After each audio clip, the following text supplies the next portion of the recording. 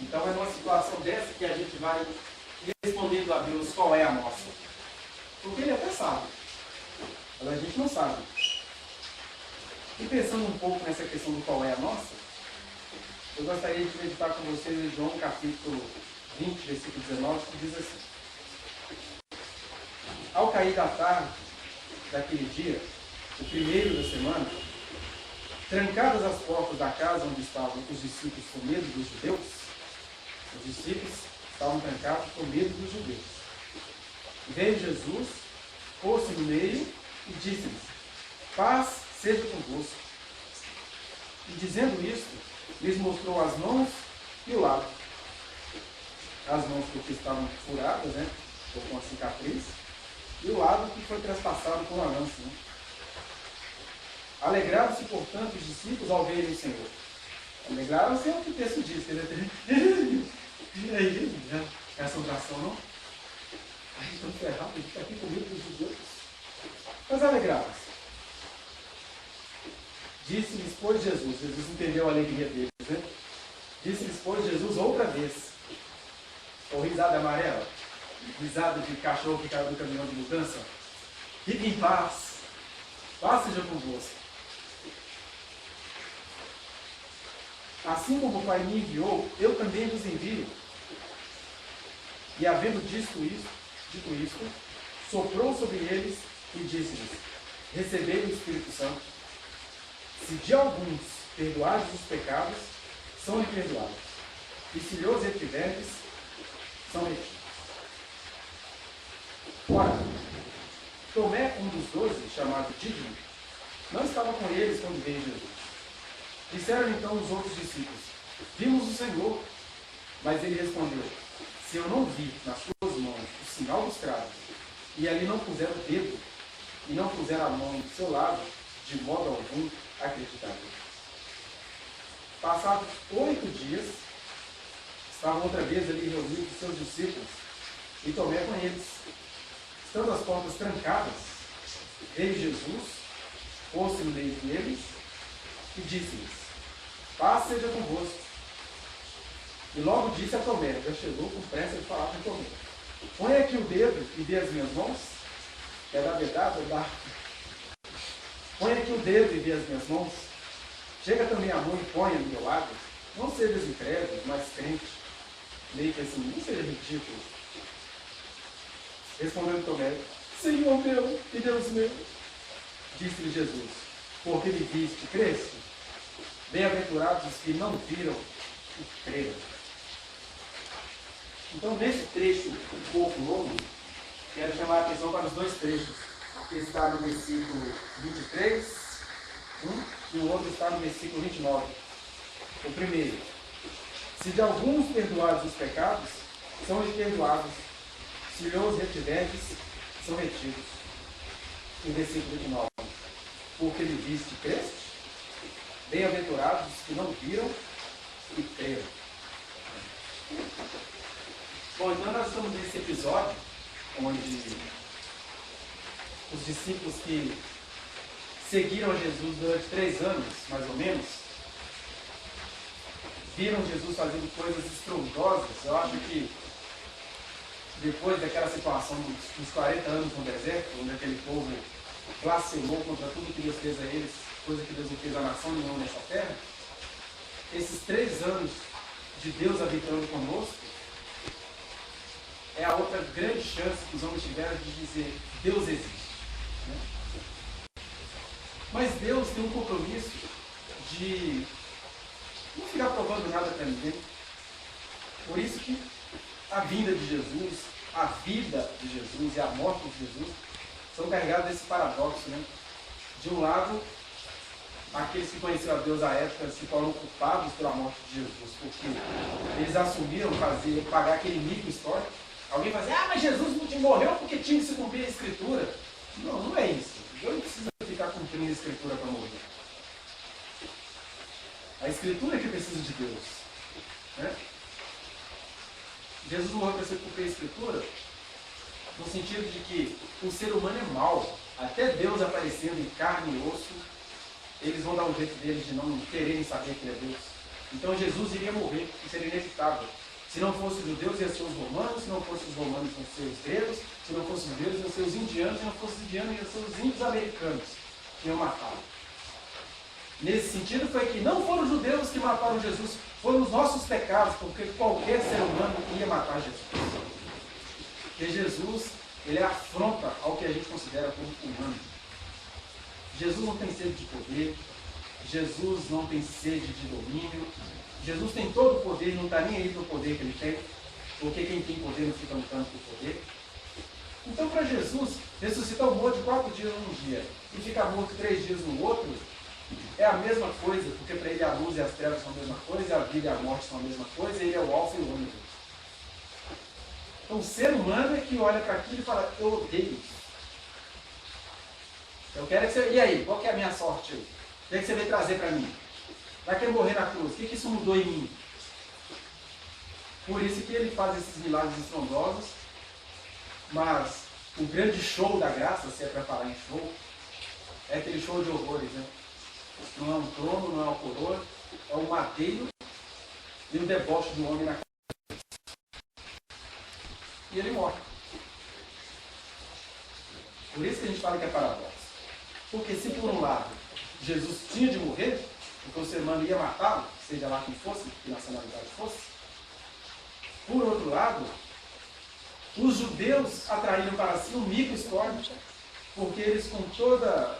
E aqui eu estou falando de nazismo, nem de que sou a favor do vida ter exterminado os judeus, nem a favor das cruzadas, nem a favor do que a Igreja Católica fez com os judeus na Idade Média. Estou dizendo apenas no sentido mais íntimo de que aquelas pessoas que mais deveriam confiar em Deus, acreditar no que Ele fez e viver em paz aquilo que entenderam, são as pessoas que se levantam contra Ele. E aí não são apenas os judeus. Hoje em dia, quem são os maiores inimigos da palavra de Deus, do Evangelho? Quem é que atrapalha a humanidade a conhecer o Evangelho? São os cristãos.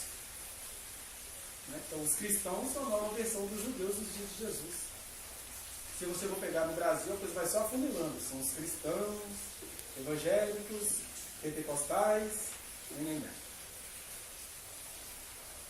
E por isso eu não estou aqui pregando uma perseguição aos pentecostais. Estou dizendo, gente, vocês que entendem que receberam uma teologia de que o Espírito Santo nos habita e que ele quer agir através de nós, vocês atrapalham as mulheres a ter comunhão com Deus por suas regras horrorosas contra as mulheres. Vocês atrapalham os jovens a ter comunhão com Deus, impondo sobre eles uma santidade que nem Deus quer. Vocês atrapalham a palavra de Deus ser propagada de maneira pacífica porque vocês acham que pregação é estética. Pregação é chamar a existência e aqueles gesticulações todos, né? Pregação é você falar mais em línguas do que falar a verdade. Para pensar num grupo famoso, um grupo que vai se politizando, que está lá tomando conta do Congresso Nacional. E aí, quando não tem línguas para falar, quando não tem estética para vender, aí você tem gay para perseguir, você tem mulheres que abortam para perseguir, você tem um monte de coisa. Aí nós somos os guardiões do pecado. Não vamos deixar o Brasil cair em pecado. Aí eu te pergunto, quem são os maiores inimigos da palavra de Deus nessa nação? Não são os judeus. Mas são aqueles que se pensam portadores do poder do Espírito Santo em suas vidas. Quer pentecostais, quer tradicionais. Os tradicionais também são uma tristeza. Porque, ai do Espírito Santo se ele pega um aqui agora. Gente, vamos usar a prudência, cuidado com o fenômeno público. Aí aquele cara que é todo passivo no dia a dia, ele fica ousado, né? Um dos maiores problemas que eu tive na minha caminhada da fé foi com esse tipo de gente. Que a gente assim, pacata, pede licença até para dar bom dia, mas na hora que ele via a obra do Espírito Santo acontecer, ele se amava todo. Lembra-se que a coisa mais difícil que existe na instituição religiosa é você trabalhar com adolescentes. Basta você olhar para os lados e ver como os adolescentes têm uma tendência a amar a Jesus. É da juventude. Por isso que está escrito no texto, olha, alegra-te, jovem tua juventude, mas lembra-te do teu Criador no dia da tua mocidade. Não é da juventude querer essas coisas, porque essas coisas são muito mal passadas. Talvez por defeito, eu, por exemplo, eu acho que eu falo de Jesus de uma maneira tão chata que qualquer jovem quer correr de Jesus. Mas Jesus é tão bom que em um determinado ponto histórico da minha vida me colocou numa igreja. Eu era mais feio do que sou hoje, mais magro do que sou hoje, com um discurso mais pobre do que tenho hoje. Aí sei lá o que bateu em mim. E aqueles meninos olharam para aquela coisa, aquela entidade e falaram assim, pô, esse cara é legal. E era uma coisa fenomenal, porque você estava na escola dominical de manhã, uns livrinhos assim, tirar cola. Aí aqueles meninos queriam, era uma biblioteca ambulante, eles queriam trabalhar, queriam ler, queriam saber, queriam entender, e altas conversas na esquina, na rua. E aí adolescente que quer ir na balada, ficar até 3, 4 horas de manhã conversando. Alguns chegavam a ficar até 3, 4 horas de manhã conversando comigo, na esquina da rua, e dizendo, cara, que viagem, velho. Isso não tem nada a ver comigo, isso foi a obra de Deus. E aí aquela igreja cheia de adolescentes convertidos, aí os pais ficam loucos, aí você começa a ouvir, eu preferiria que minha filha estivesse dando na esquina do que na escola dominicana. O que esse leleco tem? Tá vendo que o ser humano mataria Jesus? Porque eu nem sou Jesus, os caras queriam me matar. Outro dia mesmo recebi uma notícia que tem gente querendo me matar. Eu nem existo, né? Nós estamos aqui nesse beco fechado. Foi igual o pagodinho do Alexandre Pires, né? Não tem culpa de comer quietinho, no meu cantinho boto para quebrar, levo minha vida do meu jeitinho, sou o pernambucano mais mineirinho que eu conheço, não sou de fazer, não sou de falar. Eu só falo aqui agora. Eu tenho que me aturar só agora. No meio da semana eu sou caladinho, quietinho. Escuto o dia inteiro no meu consultório. E você fica ali quietinho, fazendo seu trabalhinho de mineirinho. E aí você fica sabendo que fulano de tal, porque ouviu que talvez você disse alguma coisa que mexeu com a vida do cicrano, quer te matar. Aí você, são os judeus, por um lado, que mataram Jesus. Qualquer ser humano mataria Jesus. Eu não sou Jesus, eles querem matar.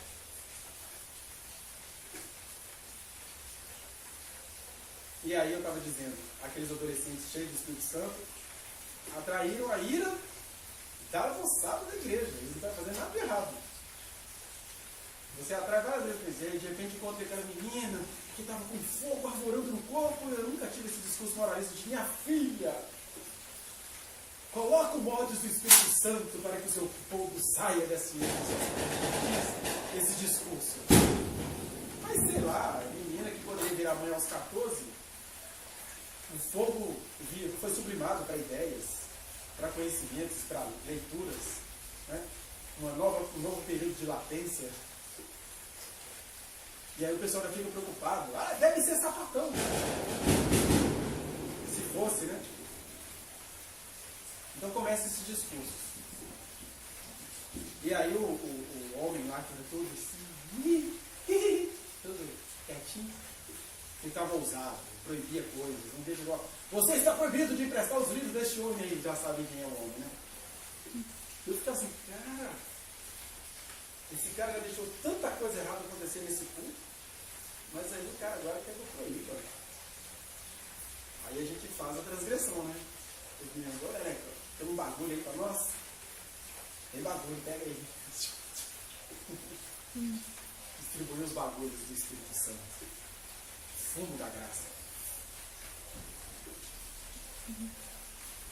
Então, porque o ser humano é isso, ele não vai deixar Deus ser Deus. Esse terreno aqui é nosso. O mundo jaz no maligno, e o maligno encontrou o maior parceiro dele, chamado ser humano. Mas Deus é bom, Deus amou o mundo de tal maneira, Deus espera a gente. E aí ele nos salva, mas nos salva também pulsando, né? Da pulsão, você tem que arrancar alguma coisa, faz uma autópsia, faz assim, o que você tem, e faz função na nossa alma. E aí, depois do show de horrores da crucificação, do desapontamento daquele povo, poxa, ele era o cara mais legal do mundo, mas acabou. Aí tem aquela história da Maria Madalena, dos 2 discípulos no caminho de Emaús, e de repente Jesus aparece aqui. Aparece para os discípulos e aparece encontrando em qual estado? Eles estavam a portas trancadas com medo dos judeus. Assim, imagina. Eu falei que ele era o filho de Deus, que ele era Deus, né? Mas sei lá, Deus morreu. Né? Deus morreu e os judeus vão matar agora. Eles estavam trancados, e aí Jesus chega, entra, saúda-os, e sempre tem que ser em paz, né? Paz seja convosco, porque se tem uma coisa, conforme nós vimos alguns domingos atrás, uma coisa de que nós padecemos, é a completa falta de paz. Primeiro que a gente não tem paz com Deus, a gente não acredita que Deus é bom. A gente até fala, o Senhor é bom. O Senhor é bom, mas sei lá que ele vai aprontar comigo. Deus é bom, mas só quer coisa ruim para mim. Eu já ouvi falar isso espontaneamente. Deus é bom, mas sempre chega um cara velho e regaçado para mim no futuro. Mas por que você consegue pensar isso de Deus? De um lado a gente consegue pensar isso de Deus porque na aparência as coisas parecem ser assim. Deus é bom, mas a criança morreu torturada. Deus é bom, mas a terra está vivendo em catástrofe. Deus é bom, mas deixa o perverso governar até cansar. Porque você olha para fotos, você olha para situações, você olha para as imagens. Você não sabe o que aconteceu enquanto aquele perverso governou até cansar. E apesar dele lá, quanta obra e milagre maravilhoso aconteceu. A gente não consegue fazer essas leituras, né? Então esse Deus que é bom, ele chega para a gente dizendo, eu sei que vocês não têm paz comigo, mas olha, paz seja convosco. E aí, depois de propagar a paz, ele chega e faz um ato simbólico, lembrando-se sempre. Um ato simbólico no ambiente íntimo. Ele não convocou, não chamou, não botou carro de som, não botou o jegue, um arauto, né? Venham todos, o Filho do Homem ressuscitou! Ele está no cenáculo, apareceu hoje à noite. Você tem fé? Vá lá, porque você vai ver o Filho do Homem entrando porta dentro, sem pedir licença a ninguém. Esse é o nosso Deus de poder, não perca hoje às 19 horas o Filho do Homem. É assim que a gente gosta que as coisas sejam. Mas ele não faz isso. Ele não anuncia. O ambiente é íntimo. Quem estava, estava. Quem não estava, não estava. Tomé não estava. E aí ele deu um Tomé no Tomé. Tomé não estava. Aí ele chega nesse grupo íntimo. Paz seja convosco. E diz, antes de dizer não, ele sopra. Lá-se embora. Porque os grandes eventos que Deus faz não aparecem na cadeia nacional de televisão. Os grandes sinais que Deus faz aparecem com o pobre necessitado. Aqueles que estão medos de Deus, que estão desiludidos, ele aparece para eles como desde sempre. Quando ele nasceu, ele apareceu para os pastores, seriam os garis da época. Apareceu um coro angelical cantando glória a Deus nas alturas, paz na terra aos homens de boa vontade. Ele aparece para os magos do Oriente, os macumbeiros da época, né? Os feiticeiros da época. Olhou para o céu, vira um sinal e olha, um rei nasceu hoje. Pode ir lá. Apareceu para os magos do Oriente. Está aparecendo para as prostitutas da Itaipurus agora. E a gente está achando que ele está aqui. Está aparecendo para um monte de viado na marcha dele. Está achando que ele só está aqui, porque ele é santo. Ele é santo assim, ele é ascético. Tem nojo do pecado. É uma verdade, ele tem nojo do pecado. Mas ele ama a gente.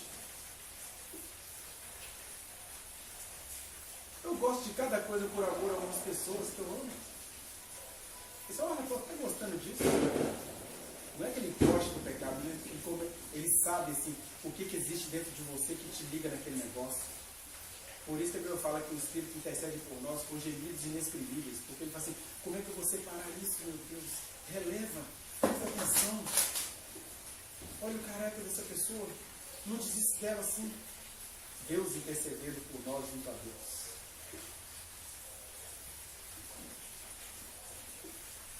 Aí ele vai e fala para os velhinhos pé na cova, né? Como o Simeão que olha para aquele nenenzinho e fala: pode me levar em paz agora, Deus, porque eu vi a redenção da humanidade. E a velhinha fica cheia do Espírito Santo e fala, olha, esse menino vai fazer isso, vai fazer aquilo, vai acontecer. E o velho vira para Maria e fala assim, olha, uma espada vai atravessar o teu coração. Porque ele vai salvar a humanidade, mas a humanidade é a humanidade. Ele vai salvar, mas para você vai parecer que ele se perdeu. Mas ele visita. Por isso que a grande chance da gente estar com ele é aqui agora. Esse ambiente sem importância. Esse lugar que você não consegue dar importância. E ele assim, ó, tô doido pra ir ali fazer um negócio. Esse povo não acredita.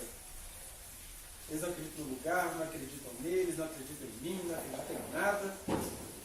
Até a hora que ele aparece e fala, paz seja convosco. E aí ele sopra o Espírito Santo.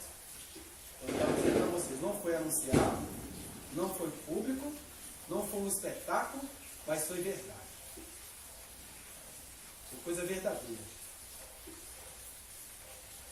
O Tomé não precisava estar lá, o sopro valeu para ele. Aí ele sopra o Espírito Santo no ato simbólico e diz, olha, recebam o Espírito Santo. O que é isso? Vocês estão me vendo aqui ressuscitado, mas eu vou sumir. E em eu sumindo, eu vou voltar para vocês. Vocês já não vão mais me ver, porque vocês serão eu, ambulantes pela terra. Vocês serão as minhas obras, porque eu estou em vocês. Então ele fez isso. E aí, vocês vão ser tão meu. É assim que fala? Vocês vão ser tão eu. É isso aí, vocês entenderam, né? Vocês serão tão verdadeiramente a minha imagem, que vocês terão o poder até de perdoar pecados. Se alguns, como é que diz o texto, para sermos mais fiéis, se de alguns perdoados os pecados, são perdoados, se lhes retiverdes, são retidos. E aí é claro, quem habita em nós é o Espírito Santo, mas nós somos nós. Porque ele chega e fala assim, todo mundo agora é batizado com o Espírito Santo. Vocês vão ter um discernimento meu para perdoar pecados de alguns e para arrepender de outros. Aí, ao invés de a gente entender que isso é uma mera obra do Senhor em nós, através de nós, a gente já toma posse disso. Né? Parecido com o que o homem fez com a mulher no Éden. Né? Deus falou com a mulher, é vinha do papai. Por que você não confiou no papai? Olha o que aconteceu com você. Agora as suas dores vão ser multiplicadas. Dar a luz é quase dar as trevas. E agora você vai olhar para esse homem e vai achar que ele é sua divindade. Você vai se acabar com ele, é vinho. Aí o homem viu aquilo. É assim que ela ficou? Aí faz igual o Paulinho Serra viu outro dia no programa. Estou passando para os alunos. Está muito bacana. Não salve as mulheres! Por isso que tem que botar para chupar mesmo. Aquela palhaçada. É o Adão do Paraíso. Falando isso com a Eva, né? Então, do mesmo jeito que o homem fez com a mulher no decorrer da história, e aí quer pôr a culpa em Deus, porque Deus é que fez aquilo, Deus não fez nada. O casal pecou, o casal mítico, né? Foi a humanidade que pecou. O texto quer dizer o seguinte, não precisava ser Adão e Eva, qualquer um, ou alguém que não fez isso, ou alguém que confiou em Deus plenamente, ou alguém que nunca duvidou de Deus. Então, do mesmo jeito que o homem fez no decorrer da história, esses batizados com o Espírito Santo fazem com a obra do Espírito Santo. Olha, eu tenho o Espírito Santo. Estou no patamar superior, o Espírito Santo habita em mim. Por isso eu não estou a fim de te perdoar, viu? Ele me deu poder para perdoar pecados e eu não estou a fim de te perdoar. E não é isso, não é disso que se trata. Poder para perdoar pecado é que você vai viver tão carregado do amor de Deus, tão cheio de amor de Deus, tão conhecido do amor de Deus, que até Estevão, quando estava sendo apedrejado, ele fala assim, vocês mataram o Filho de Deus, falando isso para os homens do Sinédrio, os homens bons do Sinédrio que mandaram matar Jesus. Então vocês mataram o Filho de Deus, e aqueles homens enfurecidos fecharam os olhos, taparam os ouvidos, gritaram e foram para cima de Estevão. 70 homens de respeito indo para cima de um homem. Já tem um negócio esquisito aí, né? A fúria dos homens. Aí o Estevão olha para aquilo, olha para o céu, tem uma visão de Jesus assentado à direita do Pai, e fala: Senhor, não lhes imputes esse pecado. Ele perdoou o pecado. Né? A gente vê a cena e quer matar todo mundo. E o Estevão: não, gente, para mim já está perdoado. Eu estou vendo Jesus, eu estou indo embora. Você vai ser pedra pontiaguda, você vai ser pedra lascada, pedra polida. Pouca diferença faz, eu estou indo embora. Valeu a minha vida. Não lhes imputes esses pecados. É isso que significa ser cheio do Espírito Santo. É você, no momento em que você poderia querer acabar com tudo, você constrói tudo com o seu amor. Porque o amor cobre multidão de pecados. Então, ser cheio do Espírito Santo não é você se impor sobre os outros para perdoar ou condenar. É simplesmente você viver com a convicção e a autoridade desse Espírito que te habita. É você ser intercessor diante de Deus. Mesmo que você não entenda Deus. Quer dizer que nosso entendimento sobre Deus não fica claro, não. Isso quer dizer que você confia na bondade do Senhor. Então, perdoar o pecado de alguns é isso. É você ir caminhando e por causa da sua caminhada muitos vão chegando do Oriente, do Ocidente. Porque você acolheu, porque você perdoou. Mas a gente não quer perdoar, a gente quer... Até as pessoas falam: eu gosto de pastor de cajado. Coisa meio fálica, né? Porque você fala assim: eu gosto de cajadada. Um cara traduziria isso melhor: você gosta de cajadada. Isso, cajado. Aí Deus olha assim: não foi para isso que eu chamei você, para cajadada. E aí algumas pessoas não vão ouvir mais nada do que eu falo aqui, porque eu falei uma palavra torpe. O líder tem que ser um homem de correto falar, controlado.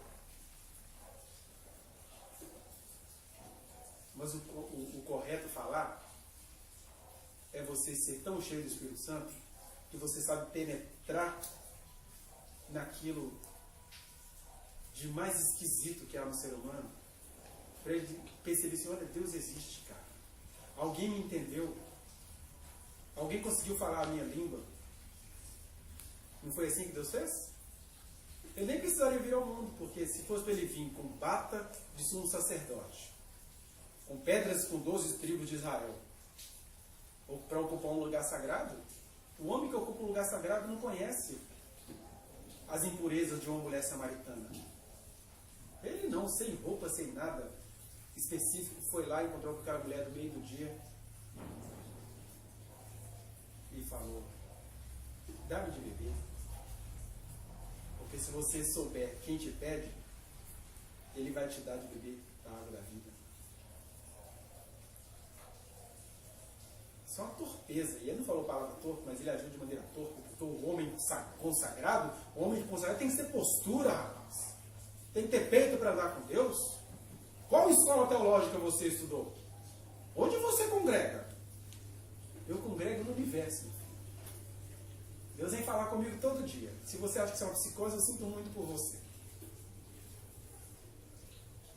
Porque desde o dia desse sopro, essa é a nossa convocação.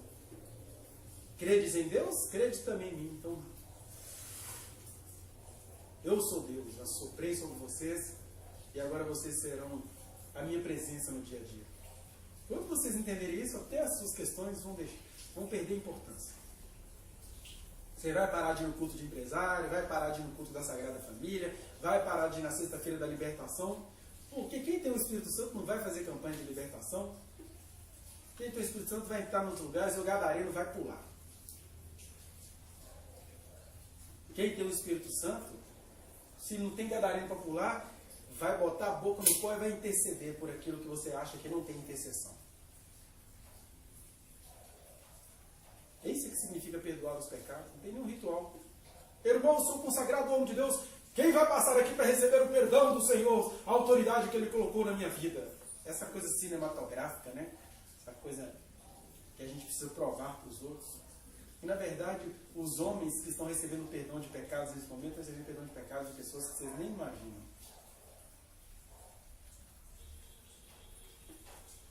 Então, se de alguns perdoados os pecados, serão perdoados.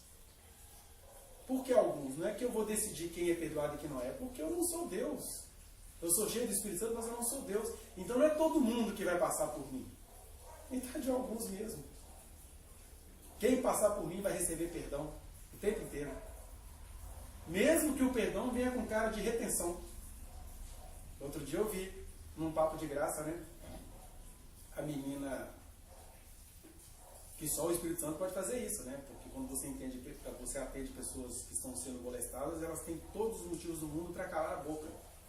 Mas o Espírito Santo pega uma dessas assim, faz assim, desespero santo, pá! Digita pro cara, olha, meu pai é juiz, lá, lá, lá, lá, lá, lá, lá, e ele tá dormindo comigo, tá encostando as coisas dele em mim, e tá programando a viagem pro final do ano. Aí o Caio Fábio, e ali não tem que ser psicologicamente correto, psicanaliticamente correto, nem politicamente correto. Ele só tem de ser o que ele é ali, cheio do Espírito Santo. Essa é a função dele ali. É por isso que esse tipo de pessoa desespera e vai ali. Aí ele convida a menina para ir para casa dele, e aí enquanto a menina está lá tecendo com ele, o pai chega, o molestador chega e dá o flagra. Aí espanca a menina, acaba com a menina, tudo ali acontecendo ao vivo. E aí ele entra no Facebook, no chat do programa. Eu sou o pai dela, e você não vem para cima de mim porque eu sou o juiz, eu sou o único da família formada, blá blá blá. Aí o cara vira pro cara e, cuidado cara, que isso tudo que você está fazendo vai te pegar. Aí ele começa a falar um monte de coisa, né? Eu sou ruim para reproduzir uma história, mas está lá, vocês procurem, que você deve estar nos YouTubes da vida. E resultado, quando o cara ficou impactado pela palavra de juízo que ele recebeu, por isso que eu falei que é perdão com cara de retenção, porque a salvação de um cara desse, se ele é juiz, se a família inteira que ele tem espalhado no Brasil jamais iria tirá-lo, como uma jovem que eu atendi há um tempo atrás, filha de um militar, foi cruelmente estuprada pelo próprio irmão, e aí com todo o esforço que ela tem, conta para o pai, e o pai fala assim, olha minha filha, é o seguinte, o seu pai tem uma carreira militar impecável, eu não vou fazer nada com isso não. Não vou manchar minha carreira com essa história. Aí o irmão ficou com ele, e a menina cada vez mais enlouquecida com essa história. Porque é assim que o homem faz, para manter assim, como que eu vou manter minha integridade com a minha menina toda estripiada por um outro infeliz que é meu filho, irmão dela? Mas o ser humano é uma coisa horrorosa, né? Tadinha, né? Tem uma força de viver que é um fenômeno. E aí que você vê que Deus existe, né? Mas o que acontece? O tal juiz, vendo que não tinha saída, e possivelmente ele é juiz, deve ter mandado fazer muita sacanagem com muita gente, ele falou assim, eu prefiro sair fora do que entrar nessa. Ele se matou.